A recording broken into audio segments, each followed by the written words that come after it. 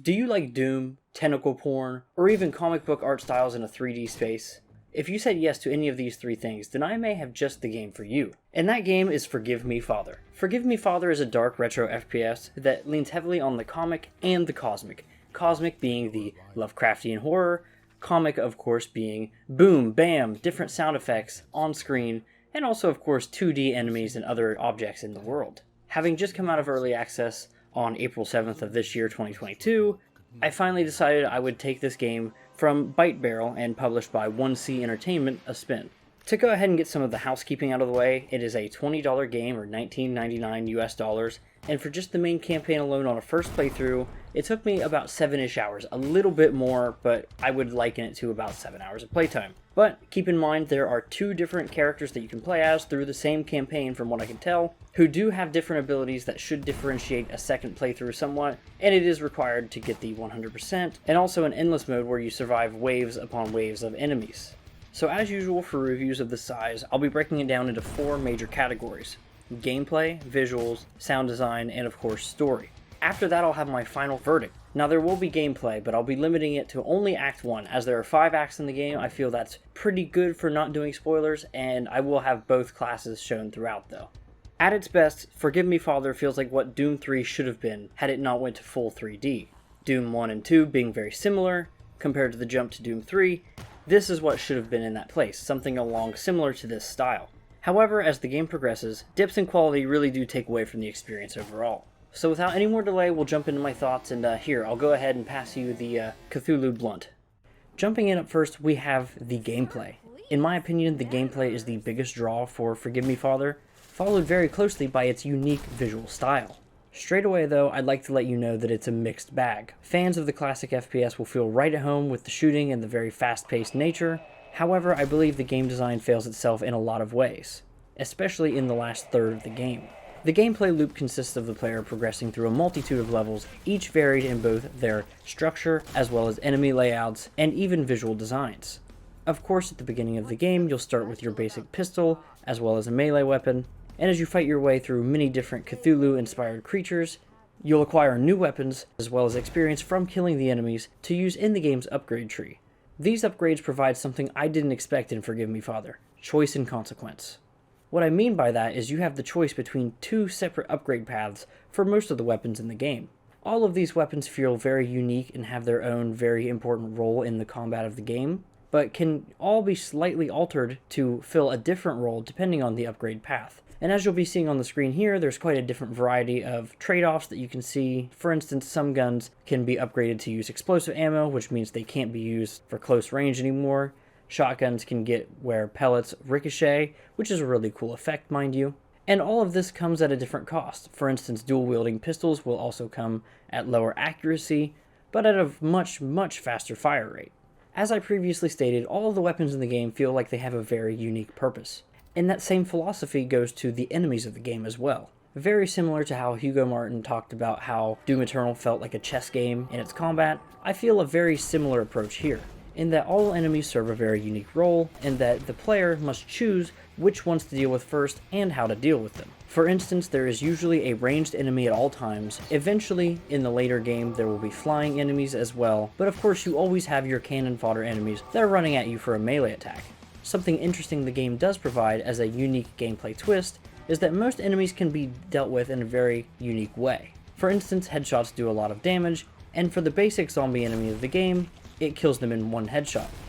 However, certain zombie enemies will be holding a second head in their hand that once you pop off their first head, they can just plop on there and continuing on, essentially making their headshot health twice as much. You can also shoot the head in the hand first, just to go ahead and get that out of the way.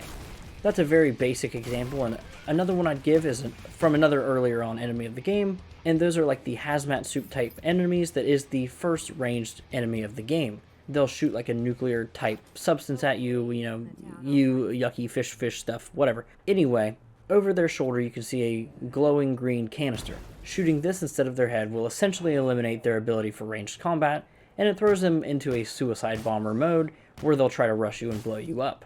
Now, there are more examples of this throughout the game, and it always seems really fresh and usually beneficial to target these, but I promise I will go no further into spoilers as far as that's concerned. I do have one major complaint about the enemies of the game though, and that is towards the middle of the game, the introductions of new enemies does take a really heavy dive. It felt for a good 5 to 10 levels we were fighting the same enemies in the same types of corridors, and the game just felt to drag on and on and on with no real payoff. Now, as I stated previously, with the 5 chapters of the game, each of them are bookended with a boss fight.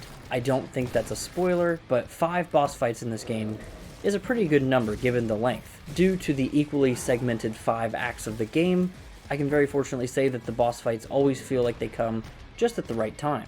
Another thing I'll say about the boss fights is they're all very unique. Ranging from bullet hell to platforming, these all play very differently than how most of the enemies are dealt with throughout the game, and that's very important for keeping the gameplay fresh.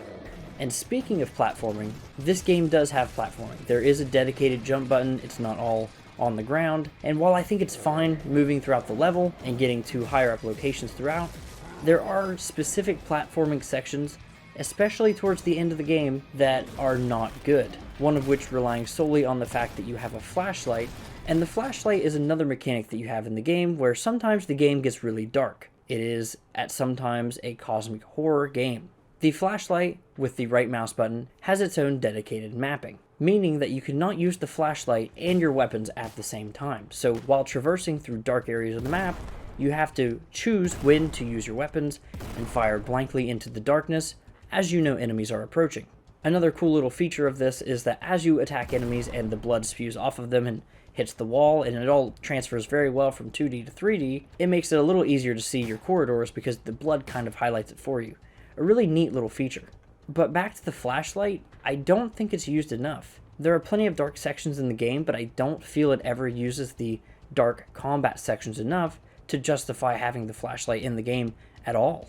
Another item I share this sentiment with is the knife or the melee weapon, only because it should also have its own dedicated button for close range, but otherwise taking up its own weapon slot, whatever you want to call it, it just takes up space and just makes everything feel more convoluted than it ever needs to be, and plus, I never ran out of ammo on normal mode, but that's just me. Speaking on normal mode, I do have an issue with the difficulty of this game. As I said, I did play on normal, however, the spikes in difficulty really were jarring. And what I mean by that, not only did the game have spikes of increasing difficulty, but spikes of drop in difficulty. Normal, as a whole, felt way too easy as a difficulty, but there were certain rooms with monster closets and just a large number of enemies that it felt almost unfair at certain times, even on the normal difficulty, which scared me away from ever completely turning it up to hard mode. The difficulty debate, as well as even my platforming criticisms, all come down to one thing, and this is, in my opinion, one of the biggest issues with this game's design, and that is the save system. In a game where you can die on a whim because your character, even with full health and shields, is rather spongy, you need to be able to save reliably. Now, I don't mean that this game has corruption issues or anything like that. That's not the issue here. My issue, rather, is that saving in this game requires either restarting the level or from a very specific save totem checkpoint where there's this guy, he's a drunk, and he will yell at you like, hey, and then sometimes your character will go, hey, thank you, kind sir, very cool, very Donald Trump with Kanye West, if you know what I'm saying. But anyway, this will bring in either a quick save or a hard save. Unfortunately, you can only do any of it from this one location. Now, a hard save, that's fine, I get that. Certain locations should have that. You can only use this after the room is cleared, and a hard save like that makes complete sense. However, a quick save should be done anywhere in the game, and should be done anywhere throughout the entire level. I believe the risk to reward of potentially creating a death loop for yourself, as well as the implementation of only having one save slot per level, will really help in making this game feel both more tense, as well as even more fair as long as you know what you're doing. For instance, in the late game, there are a few platforming sections where it is possible to die afterwards, even if it is just to an enemy. My thing is, I would love to just quick save as soon as I do it, that way I don't have to go through the bullshit again. On the inverse, if I use my one save slot with a quick save where I don't have enough ammo or health to finish the level, then restarting the level is the only option, or going back to a hard save with those totems, and I think this works really well as a risk to reward. To summarize, outside of some poor enemy pacing, I believe that most of the issues I have with the gameplay of Forgive Me Father could be easily fixed with a new implementation of a quick save throughout the entire game. But next up, let's talk about the visuals. This is actually how I found the game. Twitter videos showing off a game that was set in a 3D environment with 2D enemies, guns, as well as other objects throughout the world was really appealing to me, especially the drawn comic book style that the enemies presented. But speaking of transferring from 2D to 3D, something that does do really good is the blood effects. I mentioned them earlier in the dark areas of the game. When you shoot an enemy, blood will spew off of them in all directions. And it does hit the wall, and it still looks 2D, but the effect hitting the wall and going to it is all really cool and very inventive, in the way it still stays in the comic style. And again, as I was talking about the dark places in the game, I think the game really does do a good job with truly pitch blackness. You really are in dark environments here, and you need to use the flashlight when the game demands you to. But again, I don't feel it uses this gimmick enough to where it was a viable thing to be put into the game. I believe level and environmental variety is something that is pretty good throughout the whole experience. There's a few levels earlier on, actually, that do feel pretty samey, but it makes sense in the story reasons as you're in the same area the whole time. Something I think this game could have benefited from, actually, was a map to show your route of travel from one level to the next. Again, something it could have learned from its heavy inspiration of Doom. And while there are a lot of visual tricks in the end of the game, I do think that there is a little bit less detail put into some of the maps in the later game levels, especially the larger ones. And to me, it just feels like the game was a little more front-loaded with the quality as far as the art design goes. But it's one of those things that as the combat ramps up, maybe you weren't meant to notice it as much. And of course, there are always the outlying parts of the levels that look incredibly beautiful, because this game does look really good most of the time. Now, the final bit I wanted to touch on with the visuals was actually the weapons. I previously mentioned the skill tree and how you usually for each weapon have a couple different upgrade paths to choose, and what's really great is that they're all visually represented on screen. And what I mean, if you choose the more Lovecraftian inspired shotgun, it will come out with gills and fins all over it, and it just looks like it's something that belongs in the water. Of course, there are other examples of this, I won't spoil it, but you get what I'm saying. Now, I know I didn't have a lot of points for the visuals. However, it can't be overstated just how good this game really does present itself. Between the very comic book slides of the cutscenes, to the 2D enemies decaying in real time to your gunshots, it really is a visual masterpiece in certain aspects. Now, as I pointed out, there are a few dips in quality here and there. However, this isn't a big deal, and it really didn't take me out of the experience as much as some of the gameplay issues did. Now, speaking of taking me out of the game, let's talk about the sound. Okay, so this is where the game gets really iffy. Playing it as intended, no settings changed or anything like that. The narrator is really good. The voice acting for the narrator who does the cutscenes does a really good job. Playing through the majority of the game as the female protagonist, the journalist, I have to say, this is some of the worst voice acting I have ever heard. I don't mean that as an exaggeration. It's devoid of any semblance of balance between the tone of the gameplay and the game world to the audio, and it's nonsensical most of the time, and if it was a little bit goofier, it would strike me as charming, but here it's just annoying. The one-liners that the character tries to say when there's only actually probably like one-liner. I didn't sign up for these working conditions. Overall, it's just not a good thing. I will say that the priest is slightly better, but overall, it's still just the only good voice acting in this game is the narrator. Now on the flip side though, guns do sound fine. Now I would say just that. They're nothing crazy. I mean, it's pretty run-of-the-mill. There's a few unique sci-fi kind of sounds from certain guns, which is really cool. Other than that, it's pretty just alright. The one exception I'd make to this rule is the ricochet of the shotgun BBs. It is really satisfying hearing the little tinks on the walls all around as they tear through enemies. And speaking of enemies, hearing enemies that are nearby on the other side of a certain wall or something is really kind of creepy sometimes, and it does a really good job, especially with some of the enemies that are meant to be right around the corner to jump scare you. It does a really good job of making the game really go into that cosmic horror trope. Not that that is the cosmic horror, but with the enemies, as well as the occasional, I don't want to say jump scare, but jump scare, it really is a game that can be scary at times if you are in the right mindset for it. One issue, though, I did have with the enemies in combat with sound is that there were quite a few times that the game, I don't want to say muted itself, but enemies behind me left no sound. I can't tell you how many times I had an accidental death because there was an enemy that snuck up behind me from a spawn that wasn't there when I got into the room that was able to just kill me and tear through my health really quickly. And it's really annoying, I guess, because it doesn't feel fair. You know, I didn't look at that and say, that was my fault.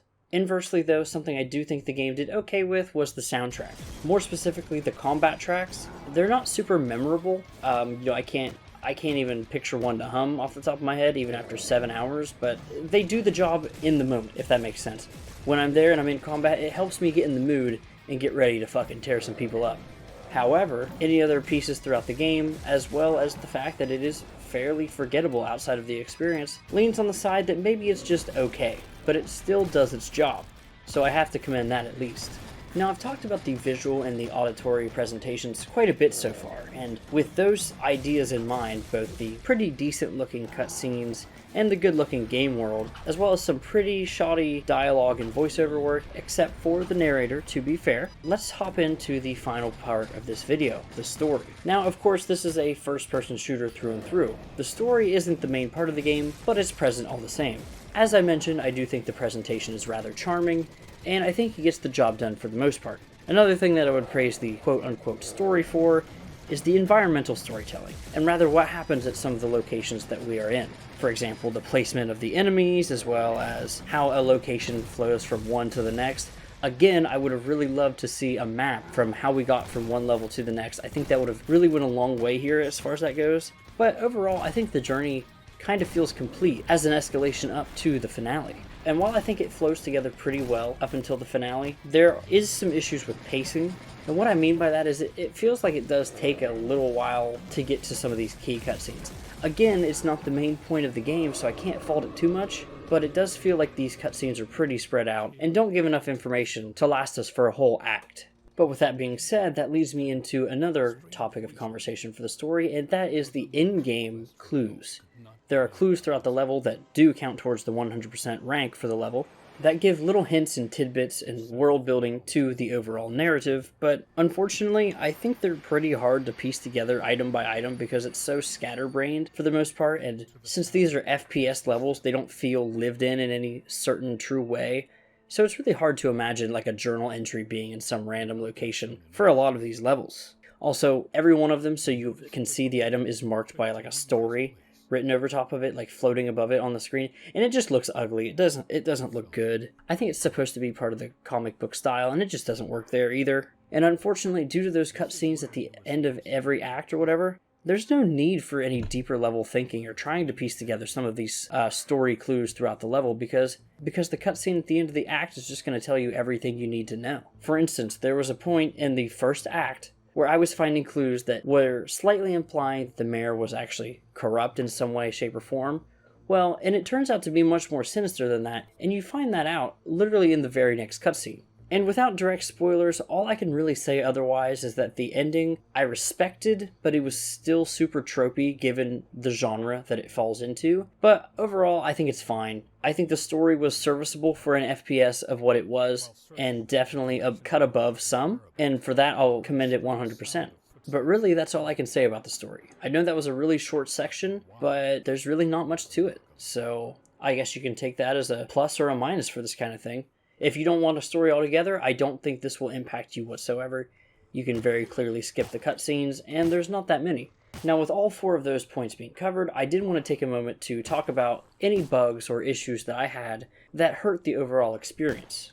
First up was the enemy pathing. This was kind of an issue, especially with corners for whatever reason. I think enemies just want to come straight at you almost all the time. So I can't tell you how many times I've had like an enemy creep on me, like just looking around the corner, looking at me, and basically allowing me to do free shots at them, which just kind of broke the immersion in a lot of ways, and it eliminated any sense of dread that I had. Another big issue I had was a progression bug where doors would not open. I would say that it would be a certain door, but it happened multiple times throughout the entire game, all the way up to the final rush at the end of the game. As I previously mentioned, I wasn't awarded an achievement for beating Act 3's boss, so I'm still really not sure what that's about.